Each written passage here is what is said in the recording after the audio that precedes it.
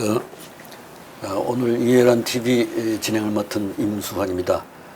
매주 오시는 우리 이재춘 대사님, 전 러시아 대사님 모셨는데 이렇게 장마 우중에 아주 무더운 날씨에도 불구하고 또 오늘도 찾아주셨습니다. 감사합니다. 네, 안녕하세요. 오늘도 외교에 대해서 우리 얘기하는 시간입니다만은 뭐 그저께 폼페이오가 평양에 갔다 와서 이제 6월 12일 북미 정상회담이 있은 3주가 지난 마당에 폼페이오가 평양에 갔다 왔는데 거기에 대해서 뭐 성과가 있었니 없었니 하고 지금 그 평가가 아주 어떤 경우에는 극심하게 엇갈리는 경우도 있고 합니다. 폼페이오 자신은 거기 가서 유해 송환 문제를 협의하고 또 로켓 발사대 폐쇄 문제에 대해서 협의하기로 했다. 그리고 대북 제재는 계속 유지한다라는 걸 이제 한미일 외교 장관들 모임에서 또 그런 이야기를 했습니다. 뭐 전체적으로 봐서 대북 제재가 유지된다는 것은 미국의 정책의 컨시스턴시가 일관성 유지되는 거라고 보겠습니다만은 UN 차원에서의 대북 제재이고 중국에서는 뭐 그것을 상당히 뒷문으로 완화한다는 우려가 또 제기되고 있어서 많은 사람들이 이게 어떻게 이해해야 되느냐 좀 머릿속이 이렇게 뒤숭숭하지 않은가 생각됩니다. 대사님 생각은 어떻게 우리가 이걸 정리를 해서 이해해야 될지 어떻게 생각하십니까? 예, 임 박사 지적하신 대로 좀 머리가 뒤숭숭하지요. 트럼프 대통령이 했던 당초의 얘기하고 지금 돌아가는 상황이 잘 맞지가 않고 또 폼페이오 국무장관도 가기 전에 했던 얘기하고 갔다 와서 했던 말이 조금씩 그 뉘앙스가 달라지고 또 이게 그동안의 이 한미 관계 이게 동맹 관계인데 이 관계도 지금 표면상은 조용한 것 같지만은 그 안에는 엄청난 소용돌이가 있는 것 같아요. 제가 보기에는 우선 그 나타나는 현상만으로 볼 때 이번에 폼페이오가 그 소위 6.12 싱가포르 회담 거의 한 달이 다 돼서 이제 그 움직였는데 평양을 갔는데 그러면 이것이 애초 이것은 사실은 우리 대한민국의 문제거든요. 그렇습니다. 핵 문제, 미사일 문제라는 건 그렇습니다. 그 북한 정권의 그 앞으로의 행방 이게 대한민국에 걸린 문제인데 이게 어떻게 북미 간의 미북 간의 문제로 이렇게 됐느냐.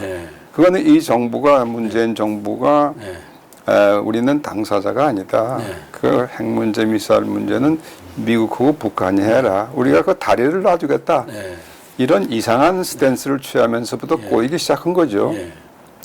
그러면 이것을 이제 싱가포르 회담 거의 한 달 만에 첫 번째로 그 후에 첫 번째로 폼페이오 장관이 가는데 가서 김정은이도 못 만났고 물론 그 김영철이하고 만난 결과라는 게 사실은 기대했던 건 하나도 없고 결국 빈손으로 돌아온 게 됐죠. 그 친서를 직접 김정은한테 전달하지 못한 글쎄, 그러니까 친서라는 건 전혀 의미가 없는 거예요, 사실은. 그렇죠. 없는 건데. 근데 당연히 이게 대한민국의 문제고 사활이 걸린 문제라면은 폼페이오가 당초부터 여기 와서 서울에 와서 이렇게 하고 그러고 북한을 가고 올 때도 서울에 와서 결과를 알리고 그래야 돼요, 사실은. 그게 정상적이죠. 그렇죠. 누가 보더라도. 그런데 갈 때 저 요코스카 그 기지에 동경에 들려서 거기서 갔고 돌아온 것도 동경으로 와서 제일 먼저 한 것이 일본 고노 따로 외상하고 아침 먹는 것부터 시작돼. 아침만 먹습니까? 거기서 얘기 다 한 거예요. 그렇죠. 강경화 장관은 뭐 3국 한미일 한다고 해서 날아갔는데 강경화는 그냥 낀 거지 거기. 전혀 주역이 아닙니다. 그리고 거기서 또 뭘 했냐면 아베 신조 수상도 또 만나서 별도로. 그렇지 않습니까?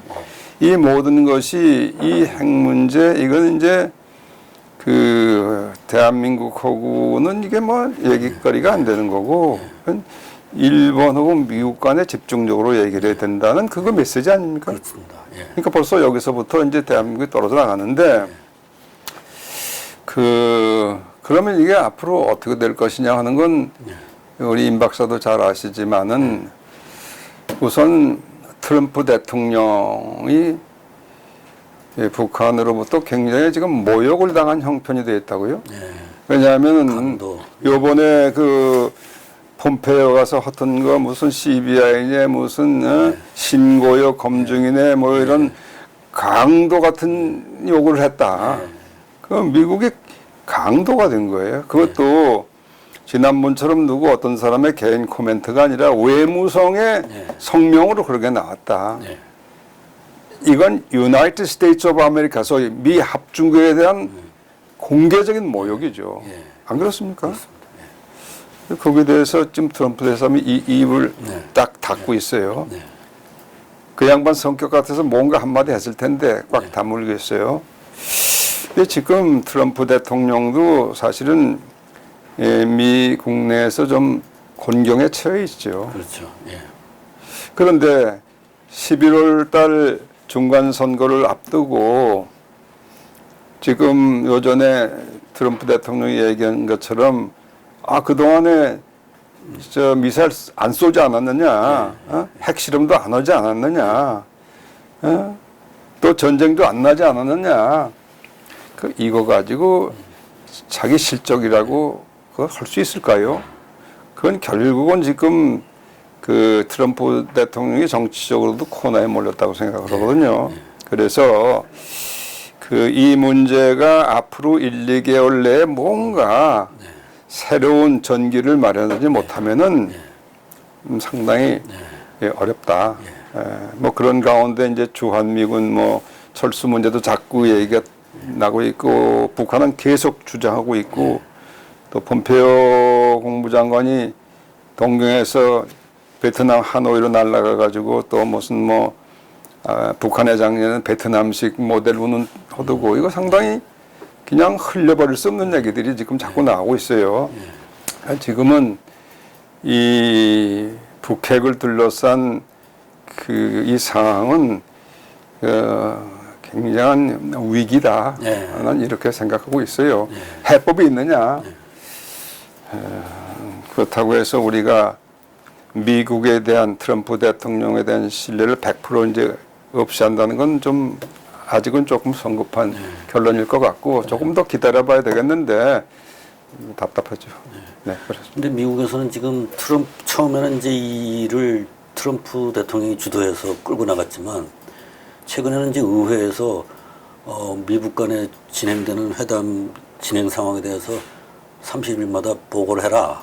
이런 이제 그 법안이 나오고 있고 결의가 나오고 있고 또 여러 가지 인권 문제라든가 이런 것도 정치범 수용소 문제 이런 것들을 해결하지 않고는 미국 관계 정상화라는 건 있을 수 없다 이런 이야기가 이제 의회에서 계속 나오고 있어서 이제는 트럼프와 김정은 둘 사이의 문제가 아니라 미국 전체 시스템과 김정은과의 관계가 지금 형성돼 가고 있지 않나 이런 생각도 듭니다. 예, 맞습니다. 예, 근데 이게 북한 문제라는 게 사실은 핵과 미사일 그 문제뿐만이 아니래요. 북한의 김정은 체제라는 그 체제 문제, 3세 세습 포갑 정권, 그 노예제도, 그 시스템이 문제가 되는데 사실은 이 모든 문제가 결국은 이제 그 체제가 바뀜으로 해서 해결의 실마리가 이제 만들어지는 것인데 그게 미국의 여야를 막론한 그게 기대죠. 근데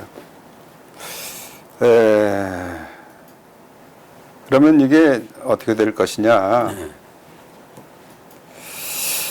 뭐 우여곡절이 아직도 있겠죠. 그렇다고 해서 북한하고의 이제 교섭은 중단한다 그렇게 하기는 어려운 상황이죠. 지금 물려 들어갔죠. 물려 들어갔는데 이것을 타개한다는 것은 그 시한이 있죠. 11월까지 이게 그냥 갈 수 없어요. 그러니까 원래는 북한에서 뭐 그 미국으로 가는 미사일이 완성되는 게 뭐 한 달이다 두 달이다 그러니까 그랬었는데 말이죠. 글쎄 그거는 우리가 알 수 없는 노릇이고 솔직히 얘기해서 그러니까 지금 이러한 이제 난국을 타개하기 위한 별도의 특별한 수단을 강구하지 않으면 안 되는데 그런 수단. 그 수단이 무엇인가? 물론 북한에 대한 수단도 있겠고 또는 이제 더 크게는 이 중국이 북한의 배후로 더 밀착되는 경향을 보이면서 지금 이 제재 시스템이 구멍이 좀 뻥뻥 뚫리고 있는 그런 상황이기 때문에 그러한 상황을 막기 위해서 중국을 더 압박하는 이제 그런 것이 있는데 바로 며칠 전에 발동된 그 관세 폭탄, 미중 간의 소위 무역 전쟁이라고 일컫는 이러한 일련의 조치들이 밀접하게 관련이 돼 있겠고 물론 그건 이제 한국도 엄청나게 영향을 받고 이제 앞으로 그렇습니다. 상당히 이 경제 상황이 악화될 게 분명한데 그런 가운데서 뭔가 어떤 해법이 나올 것인지 우리가 다 기다려 봐야 되겠죠. 임 박사 안 그렇습니까? 글쎄 말입니다. 그 뭔가 나오지 않고는 이게 두 북한이라는 체제와 미국이라는 체제는 사실 어떻게 보면 논리적으로 이렇게 모순되는 두 체제인데 양립 불가능한 그거를 어떻게 평화적으로 봉합해 보겠다고 이제 김정은과 트럼프가 말하자면 현실적으로 어떤 피저블하지 않은 것 같은 세계에서 어떤 서커스 비슷한 외교를 했던 거 아닙니까 그동안에. 그런데 그게 이제 공중에서 만약에 저기 물거품처럼 터져버리면 이제 적나라하게 두 모순되는 체제가 그대로 현실적으로 드러나게 되고. 그런데 이제 하나 우리가 그래도 지금 이렇게 좌절하지 않아야 될 부분이 이제 있지요. 하나는 그 김정은이하고 트럼프가 상당히 예측하기 어려운 뭐 지도자라고 그럴까 그런 사람들이면 틀림이 없는데 그렇다고 해서 김정은이라는 그 위치하고 트럼프 위치는 전혀 다른 거예요. 트럼프는 국민들이 직접 투표를 통해서 뽑은 그렇습니다. 민주주의 가장 모범 국가인 미국의 대통령이에요. 그 혼자 막 결정할 수 없어요. 그렇죠. 그 밑에 있는 참모들을 보면은 마이크 폼페오도 그렇고 존 볼턴도 그렇고 최근에 이틀 전에 서울에 부임한 해리 해리스 신임 그 미국 대사도 그렇고 이 라인들을 보면은 그 기대가 상당히 가지요. 그런 참모들의 어드바이스를 그냥 김정은이가 하던 식으로 다 무시하고 독단적 할 수가 없어요. 아까 말씀하신 의회에 또 그게 있죠. 고삐가 있으니까 할 수 없는 체제예요. 그래서 그건 조금 더 기다려 봐야 되는데 이번에 이제 아까도 말씀드린 그 다시 갈 적에 일본을 기착해서 갖고 올 때도 왔고 거기서 일본하고 긴밀히 협의 이거를 한국하고 긴밀히 협의해야 되는데 폼페오가 강경하고 단둘이 긴밀히 협의했다는 기록이 없어요. 그렇죠?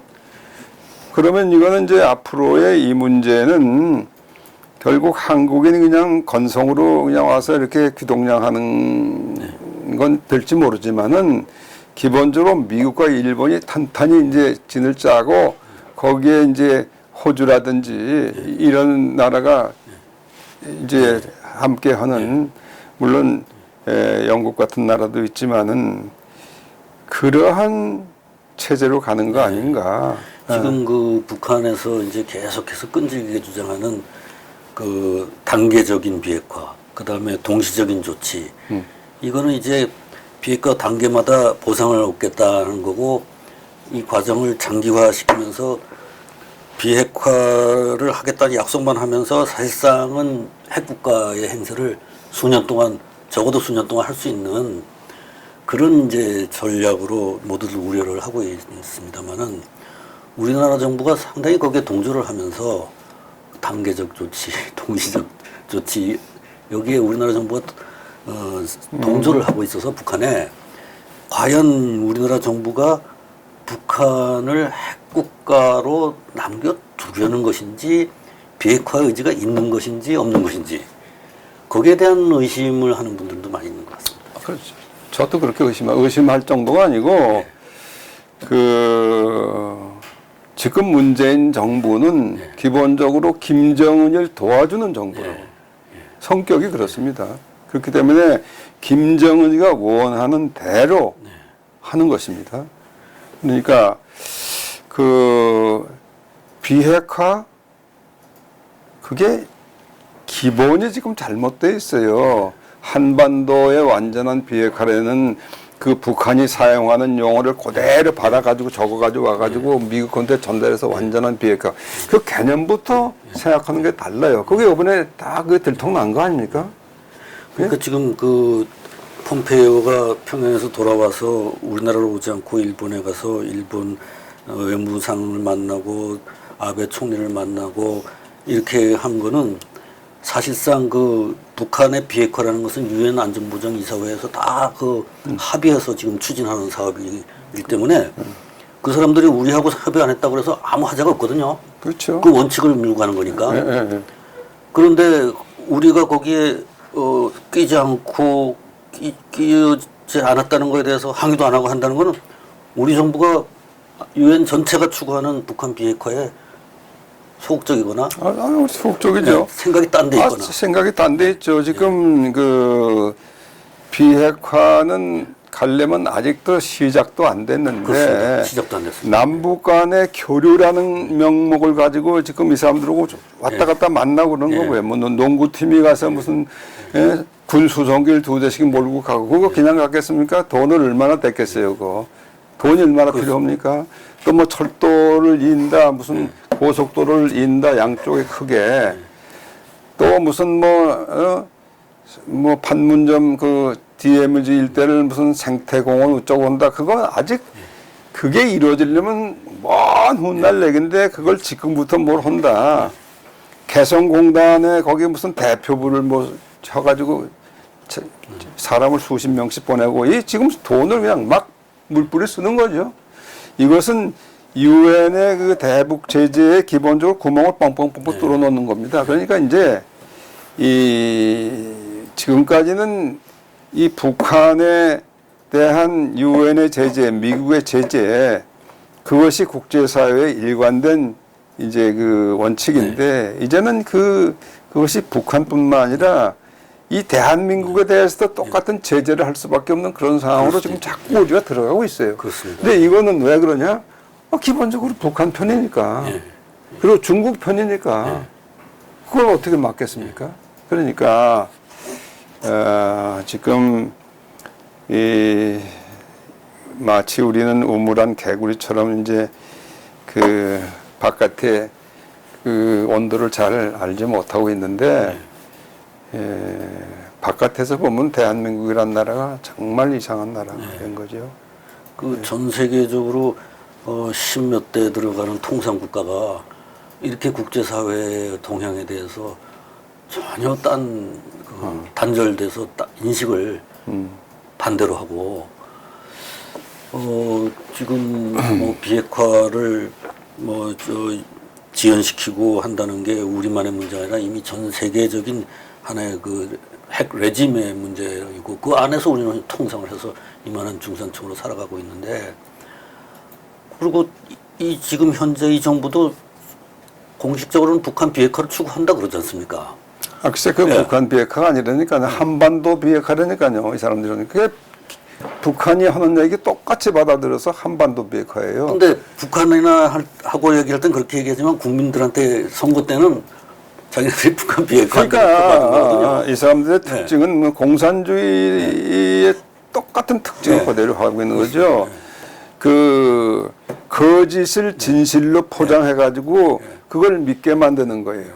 그러니까 국민들한테는 지금 북한이 핵국가로서 점점 그 행세를 하고 있는데 그걸 평화라는 그렇죠. 이름으로 바꿔가지고 바꿨죠. 사람들을 갖다가 이제 머리를 이 휴면 상태 들어가게. 핵이 그 없어지지 않으면은 한반도의 평화라는 건 완전히 허구예요. 그건 있을 수가 없는 얘기죠. 그런데 무슨 뭐 며칠 날 이렇게 얼싸안고서 무슨 판문점 선언을 했다고 해서 그게 평화입니까? 그렇게 해서 이제 원래 자기네들이 그 선거에서 표를 얻을 때는 사람들한테 북한 비핵화를 이제 이 평화가 북한 비핵화로 간다고 이렇게 환상을 심어줘 놓고 그 다음에 이제 엄청나게 돈이 드는 뭐 철도 연구 프로젝트 이런 거 막 진행하고 있고 그렇게 되면 이제 유권자들이 이걸 알게 되면은 절대로 지지할 수가 없을 텐데 말이죠. 글쎄 우리 현명한 유권자들이라면 그렇겠죠. 그런데 이 사람들이 그 가짜를 만들어서 진짜로 팔아넘기는 그 기술이 너무 발달이 돼가지고 그것을 마치 중국에서 우리 모조품이 많이 들어오는데 그것을 잘 그 판별 못하고 가짜 사는 사람이 많잖아요. 그렇습니다. 똑같이 지금 이거 하고 있거든요. 그렇습니다. 그러니까 이게 정말 이 국민을 깨우친다는 거 이게 얼마나 지금 중요한 일인지 몰라요. 그거를 선별하고 감별할 수 있게 그렇죠. 이제 하는 어떤 그 해석해 줄 수 있는 권위 있는 어떤 뭐 조직이랄까 기관이랄까 있어야 되는데 그런 게 지금 전부 다 민노총한테 언론노총인가 언론노조에 넘어가 버려가지고 그렇죠. 이렇게 되고 있습니다. 그렇죠. 그래도 이 이해란 방송 들으시는 분들은 이제 대개 이 상황이 뭔지는 아실 수 있겠죠. 그 이해란 방송을 듣는 분들을 최근에 좀 만나봤더니 열심히 들으시는 거는 우리한테 고마운데 그분들 마음은 굉장히 막 우라통이 터지고 속이 새카맣게 타들어가는 그런 기분이라고 얘기를 많이 들었습니다. 왜냐하면 자기네들은 깨어서 막 얘기를 해도 주위 사람들은 안 듣고 자기네들이 소수로 항상 이렇게 몰려있는 게 굉장히 심리적으로 압박을 받는다고 그러더군요. 아, 그렇죠. 우리가 이제 소수가 됐죠. 근데 그 아무리 소수라도 하얀 건 하얀 거고 검은 건 검은 거죠. 어떻게 태양을 어둠이라고 그러겠습니까? 빛이죠. 그러니까 지금 이제 우리 임 박사도 그렇고 이해란 박사도 그렇고 하는 역할이 대단히 중요합니다. 그럼 열심히 해보겠습니다. 오늘은 우리 이재춘 대사님 모시고 이 정도 말씀드렸으면 아마 이제 오늘 다 감들을 잡으셨을 겁니다. 상황이 어떻게 돌아가는 건지.